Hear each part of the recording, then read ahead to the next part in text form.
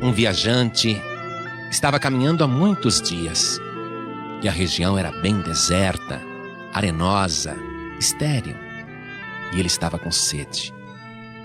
Foi quando ele viu um oásis e, se alegrando com aquela visão, correu e mergulhou na água limpa e cristalina, fresquinha, e saciou a sua sede. Então foi e sentou-se à sombra de uma bela palmeira e ficou aproveitando um pouquinho aquele descanso, aquele verdadeiro paraíso. Foi quando um pastor, conduzindo um rebanho, trouxe também as ovelhas para beberem daquela água. E ele apenas cumprimentou o pastor. E o pastor carinhosamente ficou esperando que as ovelhas primeiro bebessem, para depois ele beber.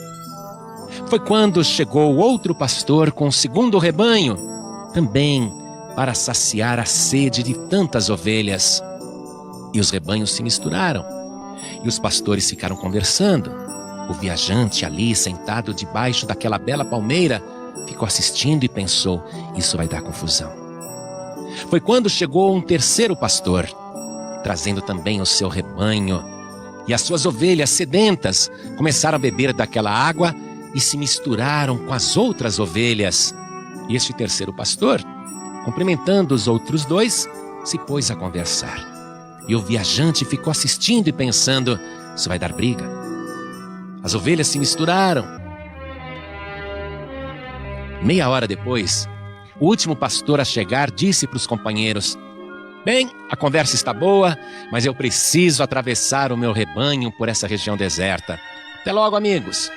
E ele foi sozinho, se distanciando. Quando estava mais ou menos a uns 30 metros, ele olhou para trás, para aquele rebanho todo misturado, e ele disse: Mená! Que na língua daquele lugar quer dizer: segue-me. E quando ele gritou: Mená!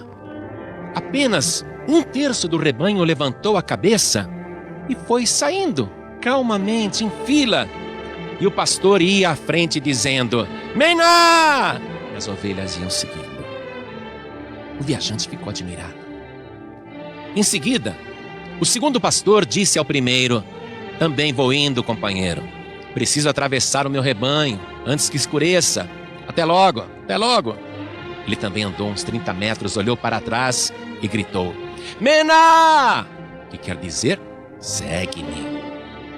E metade do rebanho levantou a cabeça e começou a seguir o pastor ordeiramente, que ia à frente gritando: Mená! E as ovelhas o seguiam. Então esse viajante chegou para o único pastor que restou e disse: escute, meu amigo, me responda uma coisa. Se eu gritar Mená, as ovelhas vão me seguir? E o pastor disse: não, senhor.